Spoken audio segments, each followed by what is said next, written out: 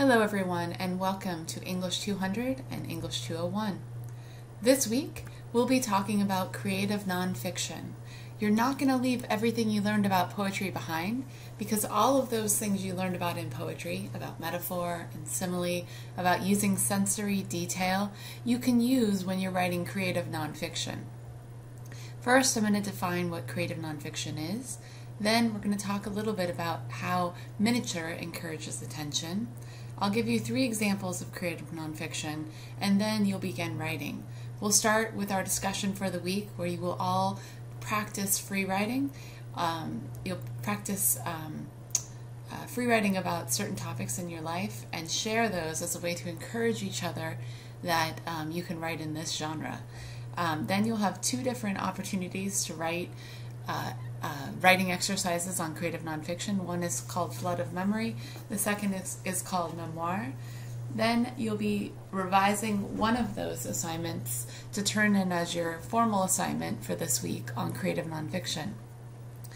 There is a chapter from the textbook. You'll notice that the textbook I ordered for you for this class only had 2 genres. I added in the chapter on creative nonfiction that you'll be reading this week. Please just read the uploaded chapter under this week's content. So what is creative nonfiction? The word essay comes from French essayer, which means to attempt.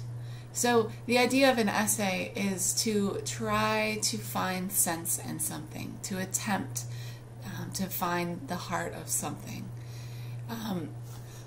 Excuse me, creative nonfiction is not the typical essays that you wrote in high school, or you're writing in high school for some of you, or in college. There's not a academic tone that's necessary to use in these essays. It's a fairly new genre. That means that it doesn't mean that essays haven't been written for centuries, because they have. But the recognition of the essay as a creative nonfiction, as a creative rather than academic genre, is new. Most essays are written in a conversational tone. Reflection, where it's a mode of thinking and feeling, so it's an idea of, looking back, reflecting on the past, or reflecting on an idea of something. Research explores topics you truly want to explore, and not in the way that you wrote or that you have been taught to write academic essays, where you cite sources and you line things up in that way. It's more allowing yourself to follow the research of something to open up an idea of something else. Essays are meant, creative nonfiction essays are meant to, they insist on veracity. They're about finding the truth, and you are required to, since it is nonfiction, you are required to write the truth. So what's in a creative nonfiction essay? Personal presence and personal experience, self-discovery and exploration. It uses flexibility of form and takes a literary approach. And it blurs boundaries between genres. You can write a lyric essay that sounds very much like a poem. What is creative nonfiction continued? Creative nonfiction is an essay enlivened with literary craft. You use imagery, you use voice, you use character, you use setting and scene, you use metaphor, simile, sensory details. It tells a story and describes a journey and a change. Memoir retrieved from the writer's memory. The writer is always the protagonist, the main character in a memoir piece. The emphasis is on story, where the purpose emerges through the events and characters. The personal essay is about something that has happened in the writer's life that gives rise to personal reflection or intellectual exploration. There's always, in creative nonfiction, there's always an apparent subject, a surface subject. Then under the surface, there's a deeper subject. So you want to think about, when you're writing creative nonfiction, you're not just writing, this is a tree, I think it's a lovely tree. There's a purpose of you talking about the tree. For example, I'll bring back my example of the eucalyptus tree. You may wonder why I talk about a eucalyptus tree. It's because in my home office there's a eucalyptus tree right outside my window. So the eucalyptus tree, if I were writing a creative nonfiction essay, maybe a research version of this, I could use the story of the migration of the eucalyptus tree from Australia to the Bay Area. I could look at the history of the giant eucalyptus tree farms that existed throughout California. It was kind of like a boom, a gold rush of eucalyptus trees. They thought they would be amazing firewood. And then look locally at the idea of Jack London, who famously bought thousands of eucalyptus trees and planted them on his ranch in Glen Ellen. And I would use maybe this metaphor of looking at the history of the eucalyptus tree as a failed, maybe a failed dream, and how that can show another truth underneath. So maybe talk about the eucalyptus tree, but maybe talk about how even though it was brought over for the purpose of firewood, it ended up being used in a different way around here as a windbreak for farmers. And maybe talk about how that reveals something about human character, that by looking into the history of the eucalyptus tree, we can find out about ourselves. We think we know exactly what we have the purpose for in our lives, but in essence, we sometimes get shifted to a different purpose, right? And kind of like the eucalyptus tree that we brought over from Australia. Anyways, that's an idea of how I would write a personal essay about the eucalyptus tree using the research essay format. The personal essayist takes a topic and holds it up to the bright light, turning it this way and that, upside and down, studying every perspective, fault, and reflection in an artful attempt to perceive something fresh and significant. That's from Dinty Moore, and he's a really, really fascinating creative nonfiction writer. So let's look at this idea of miniature encourages attention. When you look at a tree, I know I'm very focused on trees this semester, I apologize. But if you look at, that famous saying, you can't see the forest for the trees, that idea of if you look at a forest, it's just a blur of greens, right? But if you look closely, you can look at an individual tree in that forest, and maybe look even more closely at the bark on that tree, or the leaves on that tree, or a close-up of one of the leaves on that tree, or the branch systems that support that tree. All of those tell the story of that particular tree, and they're different for every single tree that you look at. And if you were to focus in on that one tree and look at the miniature inside of that tree, the idea of what does the bark look like? What does it do? How is it different than everything around it? Same thing with the leaves or the branch system. Then we as readers get so much more out of what you're writing about. There's an example in our reading called Life Rower by Rebecca McClanahan. So when you're reading it, I'd like you to think about, what is the essay about? How is it structured? What personal experiences does the author sort through in this piece? And how does she use the life rower and other activities at the gym in her piece as a way to tell her own personal journey and story? The second example is Joyous Valadares by Brian Doyle. How does Doyle use specificity in his essay? How does he use facts about different animals' hearts to tell us more about the human condition? How does he use research? How does his essay make you feel? How do you think it makes you? Why do you think it makes you feel this way? And the third example is Jesus Shaves by David Sedaris, who's hilarious. How does Sedaris use humor in his essay? What is his essay about? How does he use his own experiences in this essay? Form in creative nonfiction. Creative nonfiction essays are not about proving a thesis, but they're about making connections.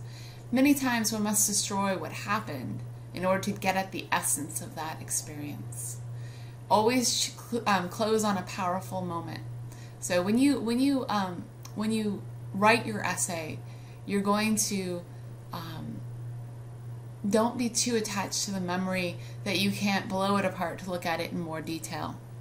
And whenever you end a creative nonfiction piece, you want to end in a way that's memorable, an image, something specific and that will draw the reader's attention and will be remembered in their mind. Braiding and jump cuts. That's when you bring together two or more disparate topics, and you can put spacing between sections rather than using transitions. If you look at how Life Rower is set up, there's spaces between each paragraph, right? And that's changing the subject. You can do that by braiding 2 different stories or 3 different stories together and space between the paragraph. You can also just write chronologically, but filled with specific details. So, for example, when David Sedaris is writing in Jesus Shaves about his experience in the classroom, he's adding in so many specific details, like you're actually in that classroom. And that's how he keeps our attention chronologically in that essay. Tips. Think of your audience while you write. No navel gazing. That means don't just talk about how great you are, right? We're going to talk about that in a little bit. But the idea of honesty plays a significant role in most creative nonfiction. And usually we find it easiest to be honest about others, but we need also to be honest about ourselves. In fact, when you try to make yourself look too good, you may come off as unbelievable, a braggart, or worse. Instead, be vulnerable, be tough, be real. Give the reader signposts at the beginning of your essay. That means give us a hint as to what's going to happen in the rest of the essay. Be as specific as possible and use small gestures.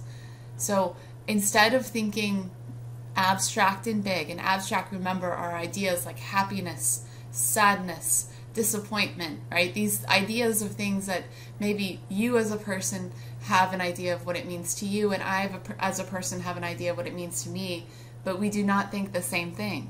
And the way that you make me understand your feeling about disappointment or happiness or sadness is you show me what it looks like using sensory detail in a moment. So for example, think about how your mother registered disappointment, right? A lot of people know what that looks like, right? Or your father, or if you have a brother or sister, right? How do you know when they're happy? How do you know when they're angry? It's not the same for every person. When writing memoir, don't tell us what happened, show us. So don't just explain the events that happened. Show us by describing scenes, by describing people, by giving us details to latch onto. Do your research. Don't just write about something without learning more about it. I swear you will enjoy this part. This is the part where you don't have to cite your sources. You can let your sources take you off on a tangent. Don't make yourself out to be a hero or a victim in your essay for the most part. Insight isn't on the surface, it's deep and underneath. Remember that thing I said about having 2 meanings. When you're writing about something, let it reveal a truth about something else when you're writing creative nonfiction. So this week, you're going to start by doing a warm-up writing exercise. You're going to free write about an experience in your life that was meaningful, a childhood memory, a significant day on the job that you held briefly, your child's 7th birthday. Try to clearly describe the scene using sensory detail. That means using your senses to describe things, what things look like, smell like, taste like. What was the weather like that day? Who are you in that moment? Who are you after that moment? Now tell us why this day is important. What is your purpose? What did you learn from this memory or experience? What did you want to convey to the reader? Read your peers' posts and provide encouragement, compare stories, celebrate the risks they took. No negativity in this discussion forum. We're trying to celebrate each other. This is all fresh writing and only a warm-up, so we want to encourage each other to write more. After you post your initial post of at least 200 words, which is going to be due this Friday, please respond to at least 3 of your classmates' posts, which will be due on Sunday. Your first writing exercise this week is called Flood of Memory, or Getting Ready to Write Your Memoir. Toni Morrison likens memory to the way the Mississippi River, years after being straightened and pushed into levees by the Army Corps of Engineers, still strains at times to flood its banks and revisit the original meandering route. All water has a perfect memory and is forever trying to get back to where it was, Morrison tells us. Writers are like that, remembering where we were, what valley we ran through, what the banks were like, the light that was there, and the route back to our original place. Many times that flood of memory is derived from a memory of a single thing, a blue picture your aunt always kept in her window that caught the morning sunlight, or what your bedroom ceiling looked like as a child, or the way it felt to play in the creek as a child. Once you remember that object or feeling, let it lead you to another and another through free writing. Write for 15 minutes continuously. Clearly describe the object or place or feeling. Use sensory detail, metaphor, and simile. Don't be afraid to take risks. Let that object connect you with another object or idea or story. After you've written your free write, spend 5 minutes thinking about what you've written. Why are these things important? What could be your purpose in writing about these things? The second writing exercise is a memoir writing exercise. Consider one of the following prompts, and you can choose one of these or you can write on many of them. This is all just in your journal, so remember, this is just you warming up. It's not your final assignment. You're just trying to get your brain thinking and writing creatively. So, number 1, write a creative nonfiction essay of at least 500 words where you answer one of the following questions. What are you most afraid of? What as a child did you totally misunderstand, but now as an adult see differently?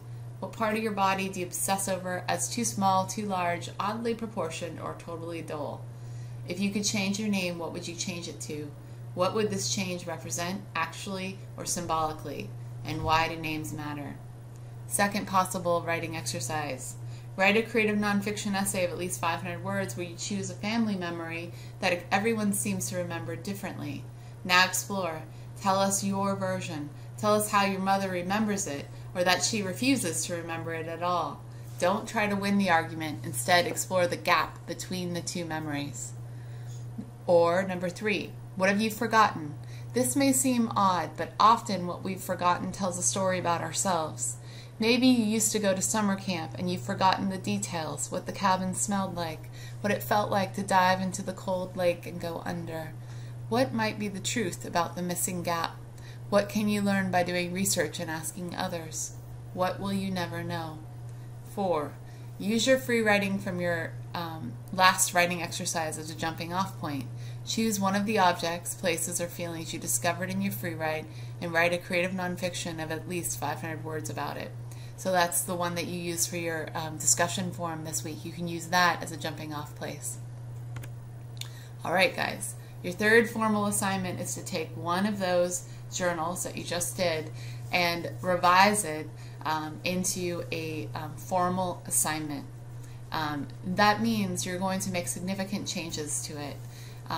And when it comes to creative nonfiction, this is what you want to ask yourself when you go between the journal and a formal draft. Do I have a title? Remember, your title does so much work in your piece. You'll see on a lot of the pieces that I send back to you, I ask you to think more about your title, because that is your jumping off place. Also, have you run spell check and corrected any grammatical errors? That counts when you turn it in as a formal assignment. Is your revision significantly different than the exercise you wrote in your journal this week? Remember, when I'm grading, I'm reading your journal entries and then I'm reading your assignments. And if I see that there's really not much change between these two assignments, that means you're not working hard in this class and you will get a lower grade. There is no such thing as writing without doing hard work. So I expect that of you in this class. Then some more general things to think about when you're revising your creative nonfiction. Have you created a strong, distinctive voice? With a memoir, when you're writing a memoir piece in particular, it can be effective. It can be really effective to write like you talk. You'd pay attention to trying to capture other people's characters' personalities in particular ways they speak. So remember to do so with your own narrative voice. So if you were writing characters in a short story, you would really think about how people speak and think. I want you to think about that in your own writing. How do you think? How do you speak? Have you remembered to fill in the details that may seem obvious to you but won't to readers? One of the most common problems in first drafts of creative nonfiction comes when there are gaps that the author automatically fills in for him or herself. Remember that you may have a strong sense of how close together the houses are in your neighborhood, but a reader won't have that same background. So always err on the side of providing too much detailed information. Have you avoided making yourself look unbelievably good, like we just talked about? Are any factual claims defendable? Do any research that will argument any factual claims you make, including asking others who were present and using more traditional resources of background information? Will anyone potentially be hurt by your writing? Sometimes we find it necessary to risk emotional offense to tell our stories, but this should never be done in a cavalier fashion, and you should remember at this stage in your writing life to avoid anything potentially libellous or, well, I mean, you're in a creative nonfiction class, you're in a creative writing class online, so it's not that you're going to get sued for what you're writing in this class. And some of you, especially in creative nonfiction, are going to need to dive deep into your rich personal history or, things that have happened to you in your life. And that's okay. You're supposed to do that, and it is your story to tell. But understand that you want to do it in a way that isn't, that's going to bring to light something more underneath, right? It's not just don't use this as just an opportunity to, say you lost your best friend in 6th grade, to another girl and you just want to slam her in an essay that you're writing about it. That's not going to do any good in this class. But if you examine what it's like to be a 6th grade girl, if you looked at that as an example to look at something deeper, then that would work. Do you understand how your writing connects to a larger world around you? Sometimes this takes a while to emerge, but remember to think about why your story does have a value and importance and what it can offer in the way of insight, comfort, or challenge. Have you made the best use of literary methods? Think about imagery, figures of speech, word choice, sentence structure, rhythm, sound, characterization, setting, structure, and point of view. All of these can be used when you're writing your creative nonfiction, when you're revising it. All right, guys, that's your intro into creative nonfiction. We will be continuing next week. As always, please reach out to me via email if you have any questions. We are, at the end of this week, we are halfway through our class, if you can believe it or not. So I'm really looking forward to seeing you writing in this new genre, and I'll see you